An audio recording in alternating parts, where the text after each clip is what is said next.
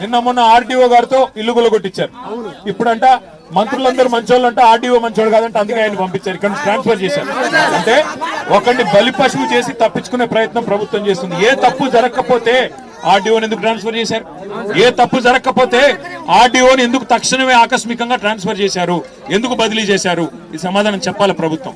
మంత్రులకు నిజంగానే ధైర్యం ఉంటే, మంత్రులు తప్పు చేయకపోతే వాళ్ళు ఎందుకు రావట్లేదు ఇక్కడికి? డిప్యూటీ సీఎం పొంగులేటి తుమ్మల రావాలి కదా, వచ్చి మీతో మాట్లాడాలి కదా. అందుకే ధైర్యంగా ఉండండి.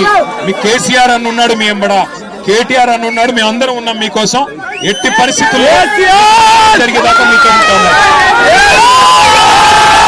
పోదాం, మీకు అన్ని కాయిదాలు ఉన్నాయి, కోర్టుకి పోదాం. కోర్టుకు కూడా మీరు రూపాయి ఖర్చు పెట్టుకునే పనిలా మేము పార్టీ తరఫున మేము కొట్లాడతాం, మీకు మేము ఉండగా నిలబడతాం. దయచేసి ఐకమత్యాన్ని కోల్పోకండి, సంఘటనగా ఉండండి, ఒకటిగా ఉండండి.